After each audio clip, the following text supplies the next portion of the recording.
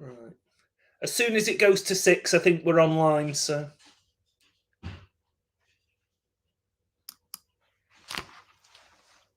Hello and welcome to the third of our Labour Friends of Kashmir Chairman's Conversation webinars and the first of 2021, so Happy New Year. If you haven't seen the first two featuring President Masood Khan and Shahriar Khan Afridi, they're still online, so don't despair. I'm Gwynne MP and I'm the chair of Labour Friends of Kashmir, a newly established group of parliamentarians, members and supporters from across the British Labour Party and movement who are committed to finding a peaceful resolution to the Kashmir issue. As I've said in previous programmes, we hope to interview key players and interested parties in the Kashmir debate to discuss the background to the issue, draw out the different strands of opinion, and hopefully in future webinars to debate a way forward to bring sides together. Let me express from the outset, and it is very important that I do so, that Labour Friends of Kashmir is not a voice piece for one side of the debate. Fundamentally, we are drawn from across the Labour family, and our members hold different views on the sovereignty issue in particular. Many have heritage from one side of the line of control or another.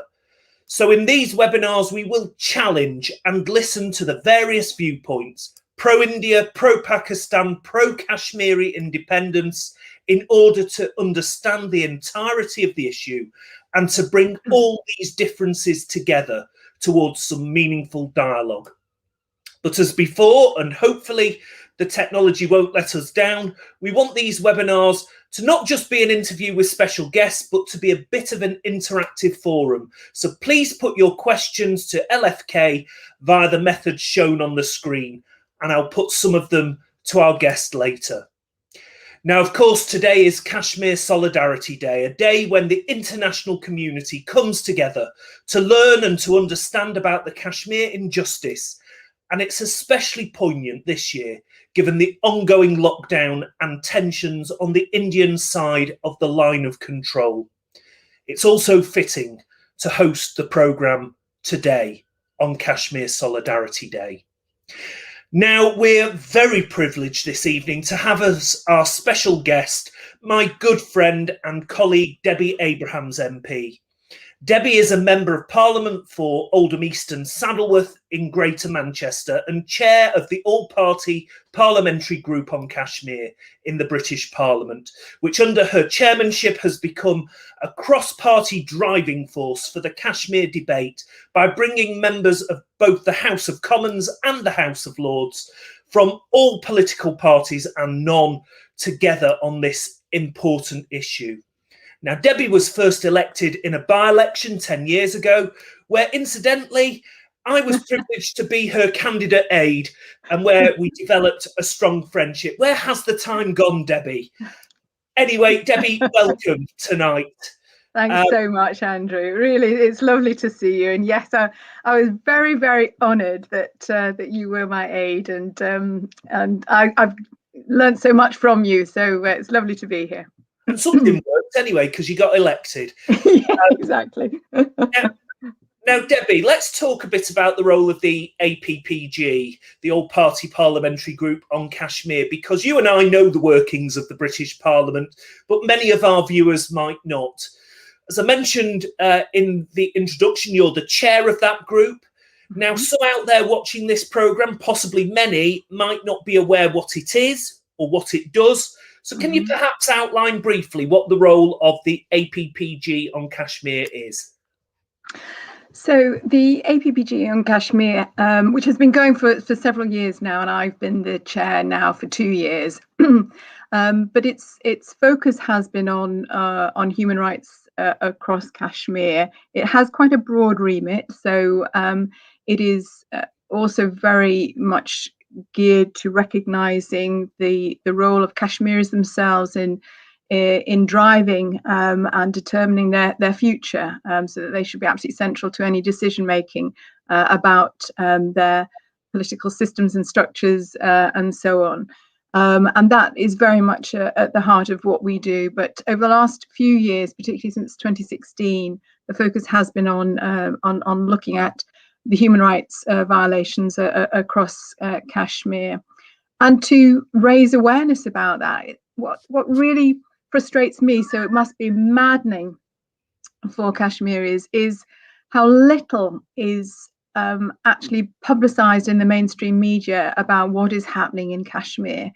And I know I've made this comparison before, but we've seen the protests in Hong Kong about their future relationship with China, and that has got lots and lots of mainstream attention.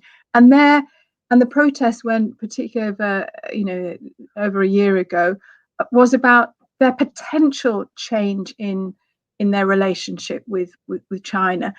What happened in August 2019, I'm sure we'll come into it, but I'll just introduce it here because it is about the lack of media attention about what's happening in Kashmir. The contrast is so stark, it really is. So again, that's an important role of the APPG as well, to raise that attention, raise that focus of what's happening in Kashmir. And you're doing absolutely great work, Debbie. But can I ask you what motivates you to play a role in this issue? Well, I have to say it started off as being a key, because it was a concern of many of my constituents. I took it up and got involved because of that. So that was more or less when I started, as you know, Andrew, and then it just, for the reasons I've just really outlined, I think it was one of the most biggest injustices in the world. It can't escape you. This has been going on for 70 years without resolution, and it really struck me how absolutely unjust this was, and the fact that nobody really was taking it up. I had to say I got a little frustrated when I first started, that I was going to meetings in Parliament and so on, and I was hearing these dreadful things of what was happening, and that was it. And when people said, "Well, would you stand as chair?" I said, "Okay, but I have to be absolutely clear. I'm only going to get involved if we are doing something. I don't want this to just be a talking shop. We have to do something." And we started. I managed to convince the previous chair, Chris Leslie, that we should be doing have an inquiry into the human rights abuses ourselves, which happened to coincide with what was happening with the UN and the committee there looking at human rights abuses. But it had to be about what we do. We cannot just be a talking shop. And I think we are slowly moving things on, but it is a slow job. So can I just reiterate what you said as well, Andrew? Our membership is right across all parties, so we've got every single party represented by in the APPG. But also, fundamentally important to me is as well the point that you said, that we're not pro one country or anti another. This is about making sure that all interests are represented. So we have Pakistani heritage, Indian heritage, Kashmiri heritage, all as members, united by common focus about doing something about the human rights and working towards a sustainable peace where Kashmiris are at the heart of any decision making around that.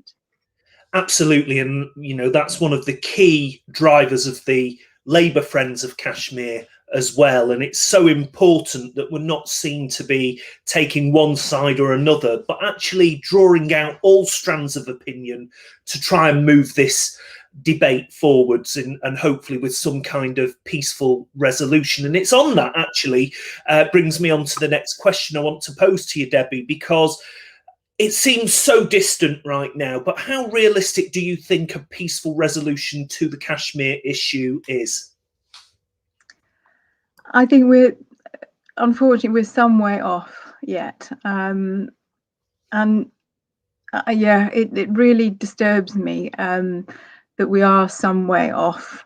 So what I have been trying to look at with colleagues is what role we might have. And I know this is, this might be something that you want to ask me questions about, but if we want that to be the end goal, where there's a sustainable peace, Kashmiris have driven this. This is what they have wanted.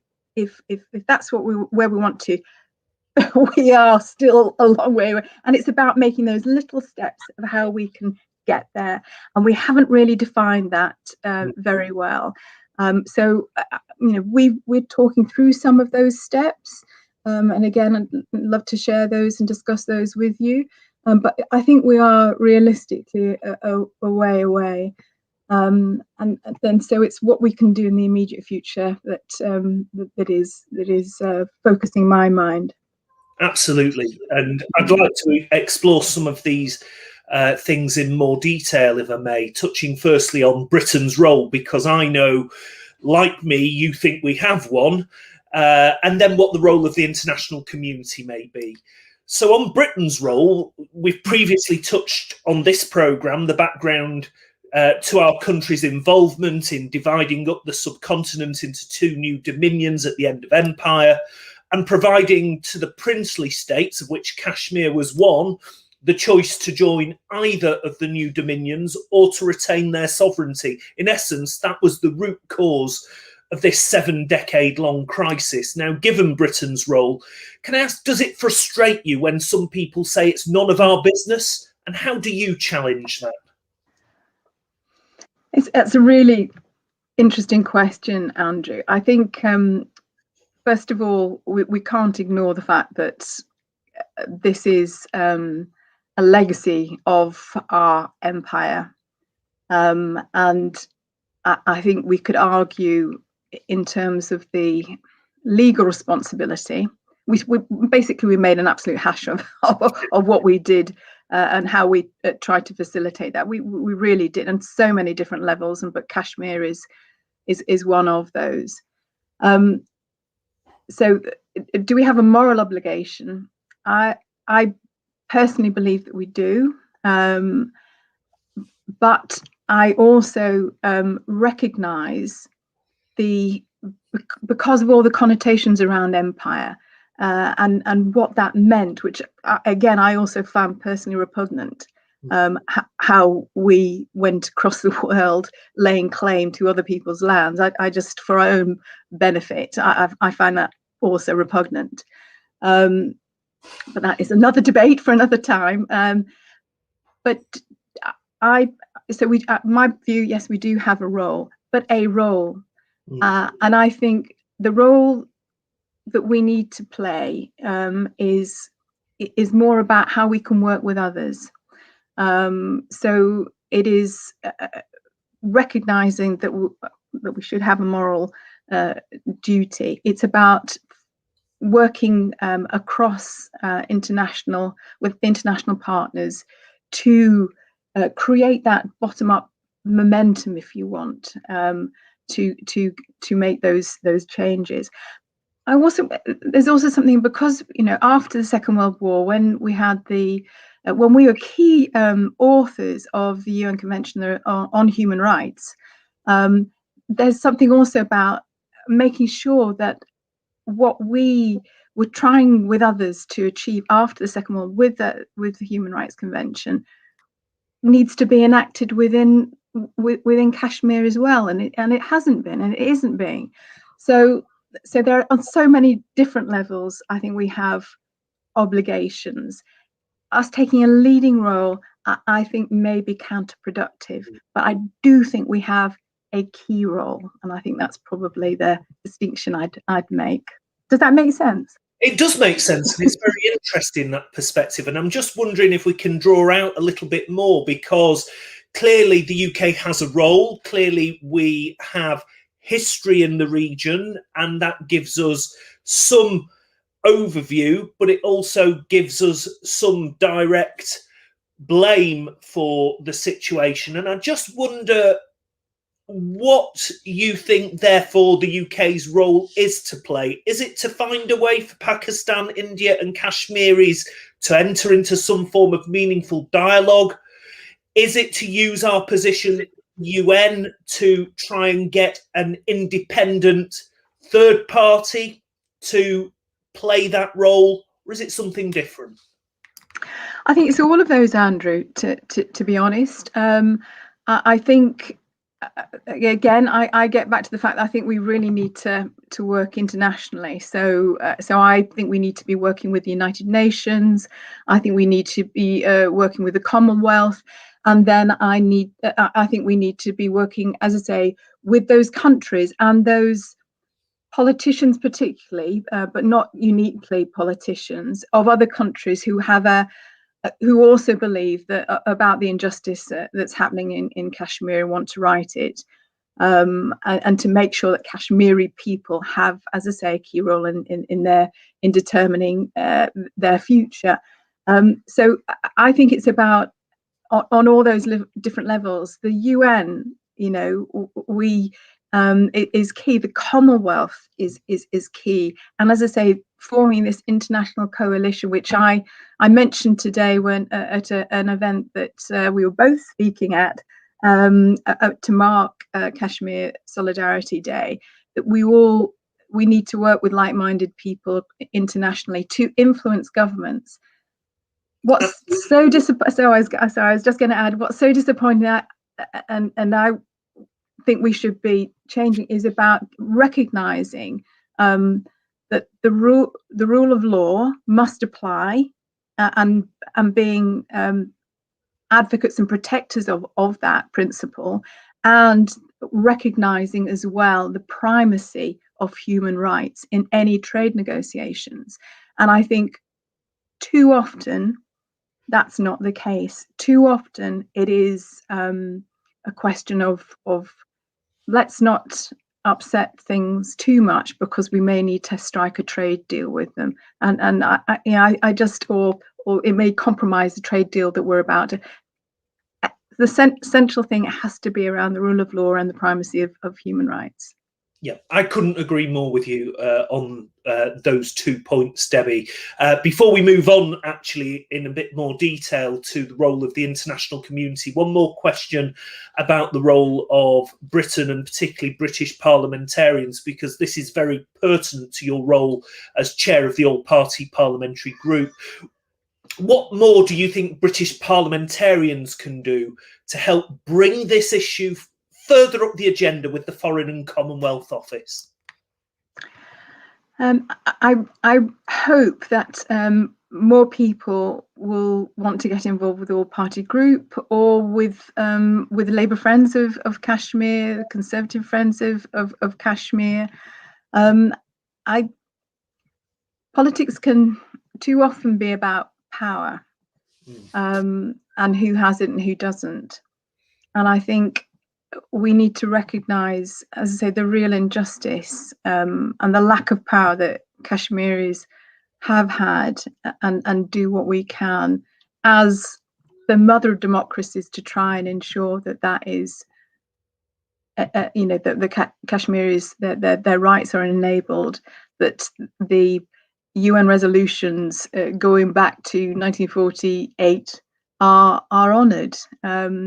The rule of law is honoured, and that requires looking beyond the sort of political gains of a particular position. Yeah, completely agree. And politics, if it's to mean something, is about making positive changes to people's lives. Absolutely. And that absolutely has to be true, whether it's something on your local street, in your local community, whether it's a national issue, or indeed whether it's something in the international community. An injustice is an injustice, however and wherever it is. Can I just say something, because sometimes I may get people, why are you involved in Kashmir? And I've tried to answer that a little bit, that it's really so unjust, but from a very selfish point of view as well. If we look at the sort of geopolitical significance of Kashmir, the fact that we have 3 nuclear powers, it was only last August that all 3 of them were at loggerheads with each other. It is also for our own protection, but primarily I'm driven by the justice point of view. But it is all in everybody's interest to take this very, very seriously. And that's a perfect segue to our next section, Debbie, because we'll now touch on the role of the international community in securing peace in South Asia, because, as you've already said, the UN has been involved in this issue almost from the start of independence for both Pakistan and India, and after more than 7 decades, we're no further on. So can I ask you, do you think the UN has failed in its mission?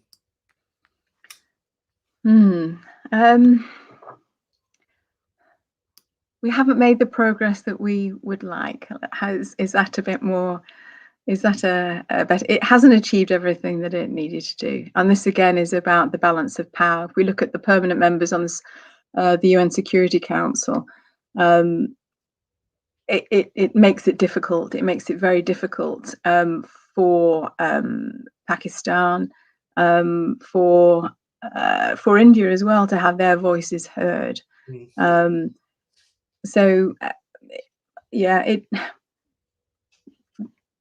The UN, I've been impressed, I have to say, by the UN's and the Office of the High Commissioner of Human Rights about what they did examining the human rights issues. I think that we just need to build on that. So obviously, hopefully everybody is familiar with the 2018 and 2019 reports, which catalogued the human rights issues across all of Kashmir, both in Pakistan administered Kashmir and Indian administered Kashmir. And that was so important to, as you rightly say, if we're going to move things forward, it has to have the balance. And so that was a big piece of work. It was, I thought, very well researched. It didn't, unfortunately, involve field work, so it didn't actually involve people going to, researchers and UN officers going to any of the areas. It was looking at documentary evidence, and that's because Indian administered Kashmir, they couldn't get access. So it is that is a word. But having said that, if you look at the reports, they are high quality reports, and the recommendations were very significant, and certainly that enabled a benchmark, I think, for us to look at in terms of, well, how do we improve? But we tend to think of the UN as a catch-all, that it's going to solve all those problems that individual countries haven't been able to solve. But it can only do that where there's the will and the cooperation between different countries, and that isn't always there. Sometimes we do look very much at our own interests, and rather than looking a little bit ahead about how we might make different decisions and look at it from a collective point of view. Completely. Now, you've already touched on the geopolitics in the region, as you rightly pointed out. Of course, India and Pakistan are both nuclear powers, as indeed their share neighbour, China. How important do you think it is for regional and indeed global stability that the Kashmir issue is addressed? I mean, it's so serious. It's so serious.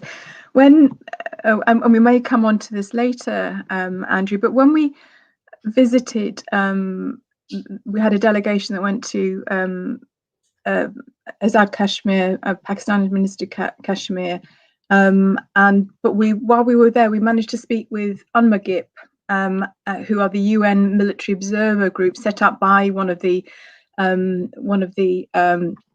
UN resolutions going back to the 50s, and we also met with the British High Commission in Pakistan, and they so impressed on us how serious. I mean, the guy that we spoke to at the British High Commission said this is the most serious area security-wise in the world, because of the points that you've just raised, Andrew, because these are 3 nuclear powers who are, well, as I said, last August, India and China, they were at they were fighting, So, and that was again a territorial dispute that that China wanted a particular access to parts of Kashmir. So there was, this is so serious, and yet I expect that, well, my impression is that very little attention is being given to that, certainly by our government, and certainly, and I expect internationally as well. Yeah, and it's quite surprising given the potential for the region to be a major flashpoint in future global tensions. As we know, we get the Peshawar Valley explosion, and what happened there. We had both air forces mobilized. It was really serious. I think that was the I'd only been appointed chair for a couple of months, and that was really quite scary in terms of what could happen. Bombs were being launched and all sorts. So very serious.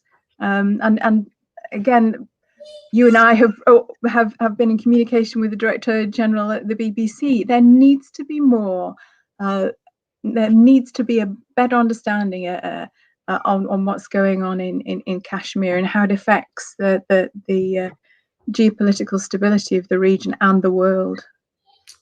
Absolutely. Now, if we can touch on your visit to Kashmir, because of course it did make the headlines, perhaps for the wrong reasons, but you have visited the region, and of course you were refused entry into India. How did that feel, and was it taken up with them afterwards? How did it feel? It was, I have to say, I was a little frightened at the time. I wasn't treated particularly well. So just again, so everybody is aware, fully well aware of what happened. I had a business visa, and I was granted a business visa in the October 2019. I was due to go on a trip with the Greater Manchester Combined Authority delegation that was going to India, and I'd got my visa already in relation to that. And then I couldn't go, but I still had a valid visa which I had paid for. So I'd used that.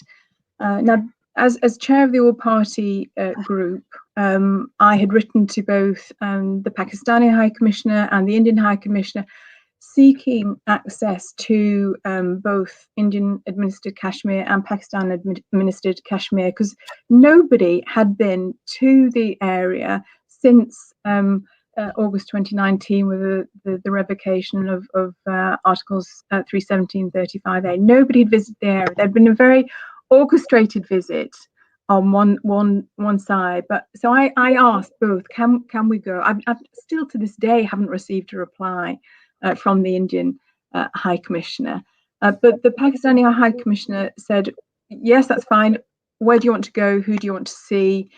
So we basically gave them a list of areas we wanted to go, people we wanted to see, groups that we wanted to interview, so that we could find out for ourselves what was going on.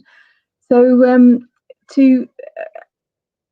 so I thought I was still going to go to India. My sister-in-law is Indian, so I was going to stay with her family, and we were going to just meet human rights activists, human rights lawyers, journalists, and so on. We were going to meet who were friends of the family, basically, and it was going to be, it was going to be an opportunity to meet those people. Unfortunately, I got there, and then it was at the immigration desk, and said, no, you can't. We revoked your visa 2 days ago. Well, I hadn't checked my personal emails. It was like 24 hours literally from leaving. I hadn't checked my personal emails. Right, I'd gone to my personal email, not my parliamentary email. That they'd revoked it, and I had no idea why. Still have no idea why, given what I've explained in terms of what the objectives and purpose of the All Party Group are, and my my position within that. But so I was a bit frightened, Andrew, I have to say, and I remember sort of being, I won't say pulled, but I did feel as though I was being shouted at. I was being told that I had to go to this sort of immigration cell, which was a cordoned off area, which was, I was just made to feel like an alien. So it was very unpleasant, I have to say. Yeah, very sorry that you were treated like that. And, I would hope that the Indian government would want British parliamentarians to be able to see for themselves Indian administered Kashmir. So I just wonder, wouldn't you seek to visit India, and specifically Indian administered Kashmir again?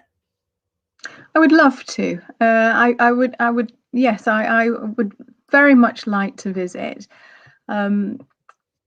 India is a beautiful country. I have visited before when I was in my teens, but that was a long time ago when I was on the way to Australia to see John playing cricket. But that's also another story. But a stunning country, and as I say, my sister-in-law is Indian. I've got family out there. And I would love to go. Obviously, members of my staff are of Indian heritage and of Kashmiri heritage. So I would love to go, and I know the warmth of the Indian people that I know, and but I would like to visit and see how people living in India administered Kashmir, what they are going through. I think that's very important to be able to do that. Yeah. Now, you have been to Kashmir on the Pakistan side of the line of control. Mm-hmm. Can I ask you what your impressions were? What did you learn from your visit to Azad Kashmir? Well, again, the people are absolutely wonderful. I really understand how people can fall in love with a region as well. It is, I called it sort of it's like the Lake District, but in Asia. It was absolutely beautiful. You got all these different mountains and lakes and the forests. Absolutely beautiful. So we were very fortunate, as I say, that we were able to see whoever we had requested to see, and I think that again that's so important. We were able to meet with Imran Khan, the Prime Minister of Pakistan, with the Prime Minister and President of Azad Kashmir, Pakistan administered Kashmir, the Kashmir Committee of the Pakistan government, many civil organizations. We also went to a refugee camp to understand and to hear from refugees in terms of what they had experienced, what they had gone through. Some really moving testimony from people, both sort of a few years ago, but also very recently. So we could contrast what was happening. We went to the line of control, which is a scary place, I have to say. And of course, we know that over the last few months, that this, violence at the line of control against civilians yeah. Has been increasing. So it's not going away. This is an ongoing problem that we as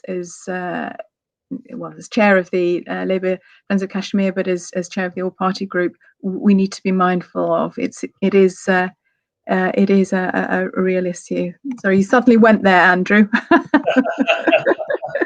Well, of course, you've touched on the human rights violations, and we're all too sadly aware of the ongoing issues facing the civilian population across the line of control in Indian administered Kashmir, where there's been a communications block, a full military lockdown, and basic human rights have been denied since mid-2019, as you've said.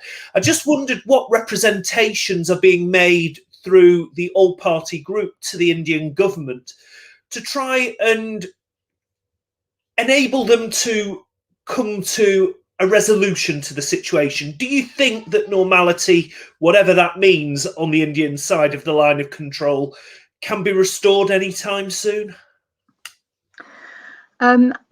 I think that is unlikely, and that's why I was talking about the international coalition that we need to establish.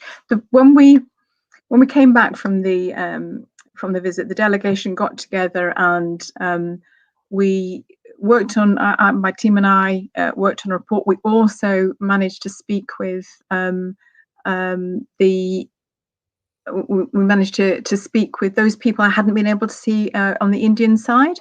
So a number of human rights organizations. We haven't touched on that really, because what's happening in India is many of the human rights organizations are being shut down. So Amnesty International in India has been completely shut down, and there are real concerns about that. Human Rights Watch are also concerned, and other aspects such as the Citizenship Amendment Act and the implications of what's happening for the 200 million Muslims in India as well. So these are all things that are added to the mix, if you like, in terms of what's going on, and the added context, if you want, in terms of what's happening in Kashmir, and particularly around what's happened to the Muslim majority in Kashmir, and that needs to be understood and recognised.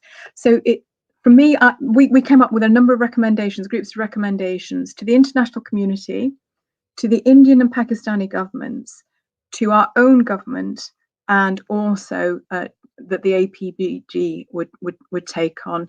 I've mentioned a few of those. The APPG hasn't signed off on those all yet, but it is a comprehensive list, if you want, an action plan, 20 odd recommendations at all different levels, which are how we would like to engage with the Indian government, but within an international context.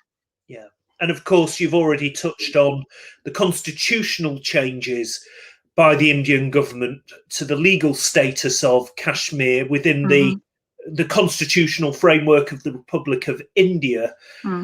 How much of an obstacle do you now think that constitutional change is, and is it something that is irreversible? It is. Well, it is one of our recommendations that it should be rescinded, and I think that given that there are, as I understand it, and some, if I'm wrong, then I apologise and somebody can correct me. But I understand there are still considerations in the Indian Supreme Court on this, and the role of the judicial system in India is really being put to test. It really is. But I would hope that it could be looked at. This again, it's the legality and the morality, and where it sits. On the morality side, to have a unilateral revocation of the status of a region that has been there for 70 years, without any debate, without any discussion, without any election around that. Can you imagine if that happened in the UK? Absolutely. It is just absolutely shocking. Direct rule from Delhi. Yeah. And then everything else that's happened associated with that, with the protected rights of Kashmir, is being again being downgraded. It's very serious stuff. So that's one of the things I do hope that they will look at. But then just go back to the UN reports, the 2018 and 2019, and all the recommendations there. There those also need to be being addressed.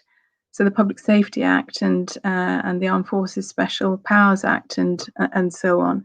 But there are many others, and there are also those in Pakistan-administered Kashmir, the rights of journalists, minority communities. All of those need to be looked at too. The terrorism financing and how that isn't being dealt with. Now, both sides need to look at these. Absolutely, and I know, Debbie, you have been rightly very vocal on reports of human rights abuses in both Pakistan and in Pakistan-administered Kashmir. Can you talk some more about why you think, and I agree with you on this 100%, but why you think it's important to call out those attacks on freedom of expression, of religion, of freedom of the press, and on political freedoms too? These are fundamental human rights, and where that's not happening, you need to call it out wherever it is. And this is why I'm saying that the All Party Group isn't pro one country, anti another. This is about pro human rights. So when they're not right in any part, we need to call them out. And as I say, there's a very, if you haven't read the UN reports, there's a very comprehensive list there. I also, it's one of the recommendations of this action, would like to see a dedicated person responsible for human rights at cabinet level in both the Pakistan and Indian governments. That would give an intention would highlight the intention and the priority that both countries have for human rights. So that's again one of the 20. Now, thank you very much, Debbie, and you've done really well because we are bang on schedule. It's not like me at all. This is usually where the technology lets me down, but if I may, we'll bring in some of the questions which we've received online. And the first one's from Councillor Bostan, who says, regardless of which side of the debate you sit on, is it now high time that the British government introduced targeted military sanctions against any abuser of human rights? Okay, well, hopefully I've made clear that I'm not on any side other than the side of human rights, and that is absolutely key. So I personally believe that in terms of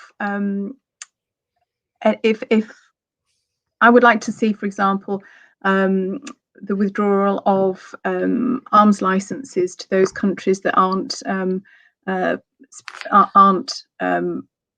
following human rights legislation and human rights convention. So that's my personal view. It's not a Labour Party view necessarily, but it is something that I would like to see, that there should be withdrawal of arms licenses on those, so that we can't ship arms to those countries where there are concerns about human rights violations.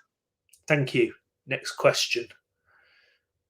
So from Aftab Hussain, discussions been happening over 7 decades. We, the Kashmiri community, ask that independent inquiry teams go into India and report back to the world. Is that something that you'd support? I'm not sure what that means. So when it says independent inquiry teams, what does that mean? So should there be an international delegation led by the UN that can be seen to monitor, not be seen, but can be there to identify and monitor human rights? Yes, I think that is a good idea. And it again is one of the things that we have identified within our action plan. Brilliant, thank you, Debbie. Kaiser Nisar, what has to be done to allow international journalists to visit the Indian side of Kashmir so that they can report on what's going on there? And why is India not allowing international journalists to report? I think I can only guess really in terms of why they won't allow journalists in, and it's it relates back to what I said about Hong Kong. One of the really powerful, the way that the mainstream media has been able to report what's happening in Hong Kong is because of the freedom that journalists have had, and by stopping those journalists from reporting, it means it doesn't become a major international issue.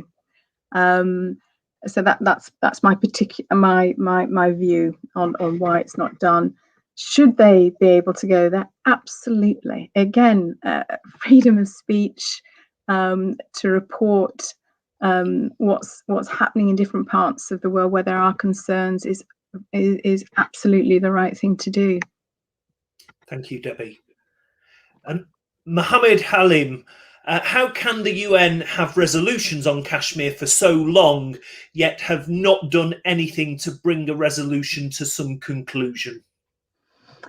Yes, I have huge sympathies with this, and this again, it relates to how the UN works. And I don't know all the intricacies of how it works, but this much I do get. So, it's around the Security Council about what will be decided in terms of what will be debated and voted on, and the permanent Security Council members, and then you have the additional members, which are a rotating, rotate. So, and that's really why it doesn't go any further. It was only, I think, there were 2 UN Security Council debates that were held in private after August 2019, which were called for by China as one of the permanent members of the Security Council. But there was no vote on it, and nothing was, well, no resolution put down, nothing was wrong. There was just a discussion, and it was done in private. And this is about how the turgid way that some of our organisations and institutions work, which make it difficult. Yeah, thank you. And Akib Bart, everyone has failed to, after revocation of special status, what are the steps taken by the APPG in restoring those rights which were snatched from us on the 5th of August 2019? Okay, so the APPG has no power whatsoever. Our role and what we can do is around soft power. So it's around influence. It's around making people aware of what's happened, trying to influence different governments, trying to influence our own government. And that's why, again, the importance of like-minded people, both nationally within the UK, but also internationally. If we can come together as a collective and put pressure on our individual governments, then there's more likely to be a pressure put on the UN and for some change. But it's only by coming together. One of the things that, if I could mention, Andrew, because I think this is simple, there are lots of different groups that are working on Kashmir, and all of them have slightly different asks and slightly different things that they want to achieve. And it's the way that both the Indian government and the Pakistani government, pick them off and decide, well, we won't do anything for what they want because you're all asking different things. So one of the important things is the different groups come together. It doesn't mean that you have to give up what you want, but you develop then a core set of asks that you have to the international community, to the Indian government, to the Pakistani government. Have those core asks, and that's all that you ask. If they're different, if they're so different, we really are, it's really difficult. And you can look at in every bit of policy around a difficult policy in politics, that's also the same. So when you divide and rule is what people in power tend to do. Thank That's a long answer, isn't it? We've got a question, and it's the $60 million question from Muzamil Thakur. What mechanisms can be used to pursue the British government to take action instead of offering rhetoric? Well, as I said, that's one of the point about putting pressure on them. So as we know, the Foreign Office and the International Development Department have come together as one, and I have suggested within this action plan that I've been talking about is that they provide some of their development money to support Kashmiris about what we've just been talking about, coming together and supporting each other and making sure that there's it's called track 2 diplomacy, but making sure that there's a common set of asks, so that that is one way that we could use Foreign Office money to empower Kashmiris so that they are in a position to be absolutely clear about what they are asking. And as I say, that common set of asks from the governments and the international community. We should also be pressing them via the Commonwealth to facilitate crisis talks and peace building in Kashmir. So that's another important area. We haven't used the power of the Commonwealth to best effect, but again, the government has a role here. And then absolutely, to make fundamentally the point that I was making about the rule of law and the primacy of human rights, then we must make it absolutely explicit that the delivery of human rights is absolutely key and central to any trade deals with any country, India, Pakistan, any country. And I'd also like to see that an annual statement is made to the House on the government's contribution to conflict resolution and peace building in Kashmir. So those are some of the things that I would like us to see the government do. At the moment, I don't really know what their plan is. It is a worry. And hopefully you can get those recommendations through the All Party Group, because they are absolutely spot on and crucial to advancing this particular issue, Debbie. We've got another question from Habib Hussein. Apart from the economic factors, what else, in your respective opinions, is hindering the world powers from pressing India on stopping the human rights violations of Kashmiris and respecting their aspirations? I think it is. I think underpinning this question is probably about the agenda of the of certain political parties. So the BJP and their ideology underpinning that. I hope that that we can get above this. I believe that most people want for others what they want for themselves. So they want their families to thrive. They want to live in peace and security. And I think by appealing to everybody, that is something, whatever your religion, whatever background, that we should be aspiring to. But it starts with individuals. So each one of us has a responsibility here within our own constituencies. I do also have some Indian constituents, and I know we've spoken about this, and as much as their love for India, they also want and recognise the importance that everybody, as I say, whatever background, ethnicity, religion, or whatever, should have the same basic human rights. So we need to recognise and identify and call out where we think there are ideologies which are frankly dangerous and which are jeopardising those basic, those fundamental and basic rights, and recognise as well that the economics drives a lot of this as well. Yeah, and of course, it should never be forgotten, Debbie, that the founding principles of modern India back in 1947 were around precisely that respect and dignity for every human being, irrespective of their background, their race, and their creed. This is what's so worrying about what's happening around the Citizenship Amendment Act and so on. You know, migrants, every migrant other than Muslims being allowed to register for citizenship, but not Muslims. I mean, that is so discriminatory. It is so worrying. It really is. It is reminiscent. I said this earlier today, but it is reminiscent of what happened in Germany in the 30s. And we need to be recognizing this and expressing our concerns about it. Yeah, and indeed what happened in Bosnia and other absolutely parts of Yugoslavia more recently as well.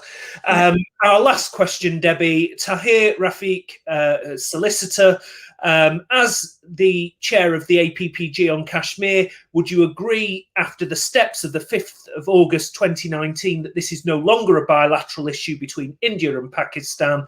And what pressure has the APPG put on our government to do something?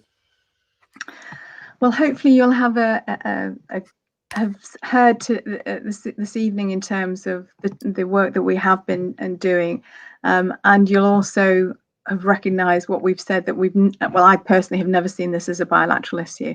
So the APPG doesn't see it as a bilateral issue, and never has. So hopefully that clarifies it. You can.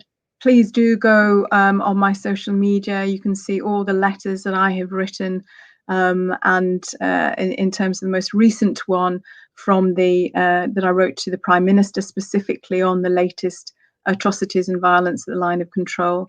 But also, if it hasn't gone up already, then it will be going up in terms of the response from Lord Ahmed, the Foreign Minister responsible for South Asia. I've given you a glimpse of the recommendations, the action plan that we'd like to put in place, so that we have a specific roadmap ourselves of action that we need to take. So hopefully that will come to pass. Thank you very much for your questions. I'm very sorry, but our time has ended. I'd like to thank Debbie Abrahams MP for being with us on tonight's LFK Chairman's Conversation webinar, and to yet again thank my team, especially Wasim Zafar and Wajid Khan, for making it happen. And whilst doing so, a huge congratulations to Wajid Khan, or should I say to Lord Khan, on his elevation to the British Lords in Her Majesty the Queen's New Year's Honours list. He will be a superb addition to the Labour Lords team, and I'm sure a passionate advocate for the Kashmir issue in the House of Lords. Anyway, that's the end of our programme. I hope you, the viewers, have enjoyed it. Keep an eye out for the date and time of our next programme on our next LFK Chairman's Conversations. The details will be on the social media sites, where it will also be live streamed. So from me, Andrew Gwynne, and the whole team at Labour Friends of Kashmir, good night and thank you for watching. Good night. Thank you.